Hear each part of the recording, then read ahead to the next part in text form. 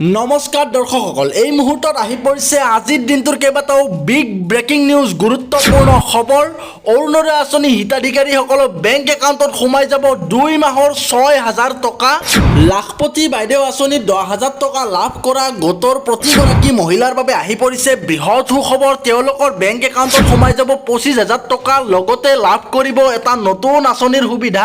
চৰকাৰী ঘৰৰ বাবে আবেদন কৰা প্ৰতিটো পৰিয়ালৰ বাবে আহি পৰিছে বৃহৎ সুখবৰ। জিঅ' টেগিং কৰা প্ৰতিটো পৰিয়ালৰ বেংক একাউণ্টত সোমাই যাব 49,500 টকা।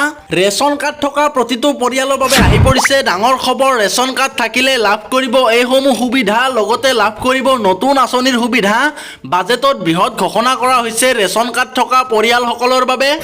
লগতে আহি পৰিছে আৰু কেইবাটাও বৃহৎ ঘোষণা। অসমৰ মুখ্যমন্ত্ৰী ডক্টৰ হিমন্ত বিশ্ব শৰ্মা ডাঙৰীয়াই সংবাদমেল যোগে কেইবাটাও বৃহৎ ঘোষণা কৰিছে আৰু বাজেটত কেইবাটাও বৃহৎ সিদ্ধান্ত গ্ৰহণ কৰা হৈছে।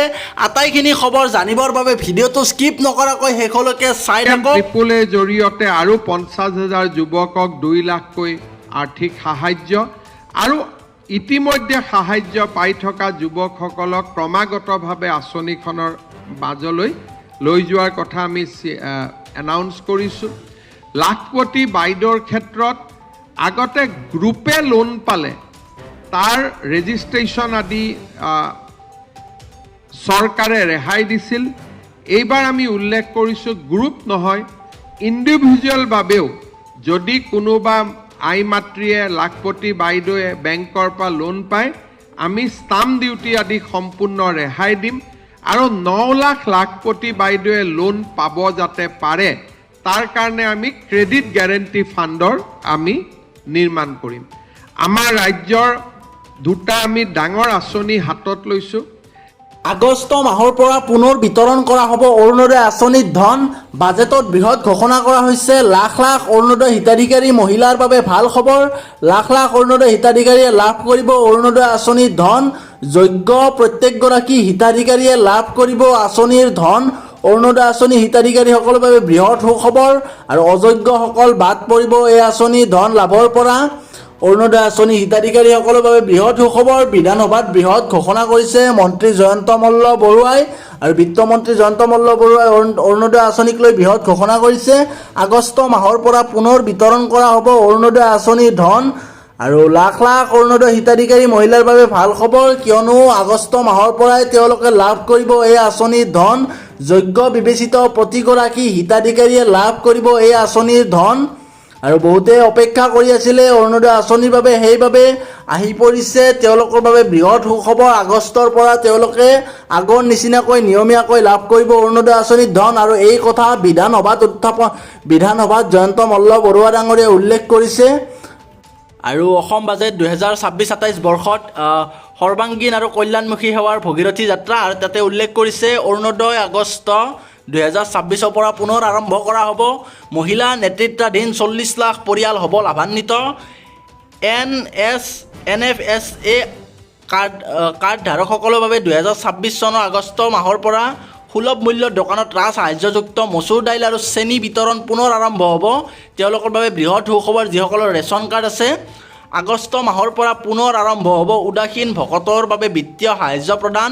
আগতে যি উদাসীন ভকতসকলক বিত্তীয় সাহায্য প্ৰদান কৰিছিলে তেওঁলোকে আগষ্ট মাহৰ পৰা পুনৰ লাভ কৰিব। অৰুণোদয় হিতাধিকাৰীসকলেও পুনৰ অৰুণোদয় আঁচনিৰ টকা লাভ কৰিব আগষ্ট মাহৰ পৰা। লগতে আছে অসমৰ ছাত্ৰ ছাত্ৰীৰ ভৱিষ্যতৰ দিশত বিনিয়োগ জীৱন প্ৰেৰণা আঁচনি। ছেপ্টেম্বৰ 2026 পৰা 48,364 জন স্নাতকলৈ মাহিলী 2500 টকাকৈ আৰ্থিক সাহায্য প্ৰদান কৰিব। মুখ্যমন্ত্ৰী নিযুত মইনা আঁচনি 2026-27 বিত্তীয় বৰ্ষৰ সাহায্য অক্টোবৰৰ পৰা আৰম্ভ হ'ব। মুখ্যমন্ত্ৰী নিযুত বাবু আঁচনি বৰ্তমান এক নিয়মীয়া চৰকাৰী আঁচনি আৰু এই আঁচনিও আগষ্ট পৰৱৰ্তী সময়ত পুনৰ নিয়মীয়া কৰি প্ৰদান কৰা হ'ব। আৰু 2026-27 বিত্তীয় বৰ্ষত এই দুখন আঁচনিৰ জৰিয়তে প্ৰায় 5.3 লাখ ছাত্ৰ ছাত্ৰী লাভান্বিত হ'ব।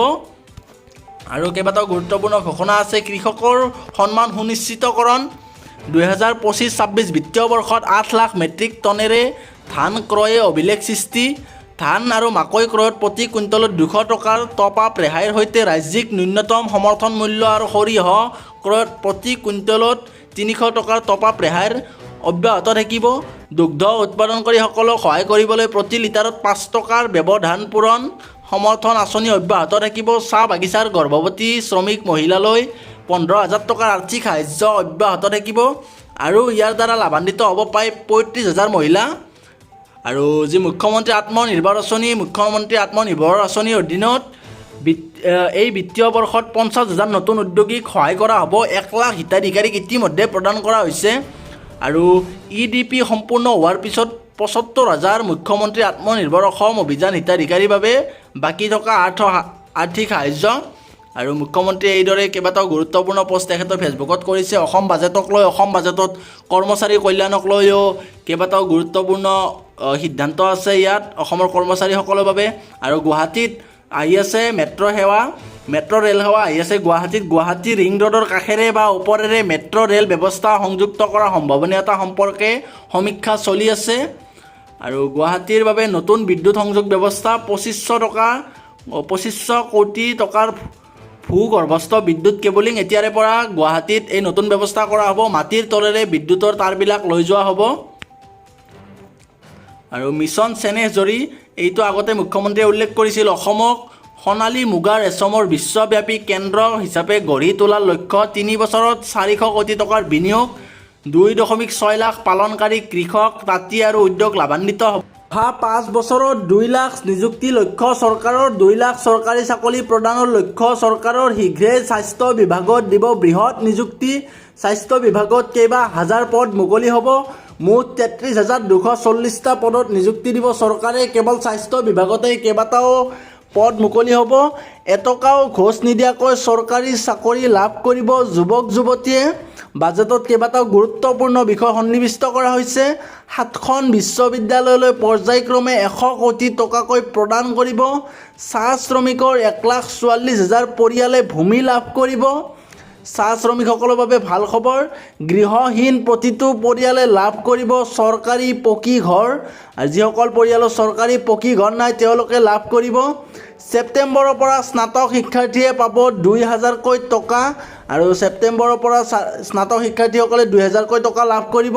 25 ডিচেম্বৰত শুভাৰম্ভ কৰা হ'ব মিছন বসুন্ধৰা 4.0। চাহ বাগিচাৰ গৰ্ভৱতী মহিলাসকলক 15,000 টকাৰ আৰ্থিক সাহায্য প্ৰদান কৰা হ'ব। অক্টোবৰ মাহৰ পৰা আৰম্ভ কৰা হ'ব নিযুত মইনা আঁচনি। নিযুত মইনা আঁচনি সুবিধা অক্টোবৰৰ পৰাই লাভ কৰিব। আৰু আগষ্ট মাহৰ পৰাই আবেদন প্ৰক্ৰিয়া আৰম্ভ হ'ব নিযুত মইনা, নিযুত বাবু আঁচনিৰ বাবে। আগষ্ট মাহৰ পৰা 621 গৰাকী উদাসীন ভকতক আৰ্থিক সাহায্য প্ৰদান কৰা হ'ব। SC, ST আদিবাসীসকলক প্ৰতিযোগিতামূলক পৰীক্ষাৰ বাবে জলপানী প্ৰদান কৰিব চৰকাৰে। আৰু অসম বাজেটত কেইবাটাও বৃহৎ সিদ্ধান্ত গ্ৰহণ কৰা হৈছে। বৃহৎ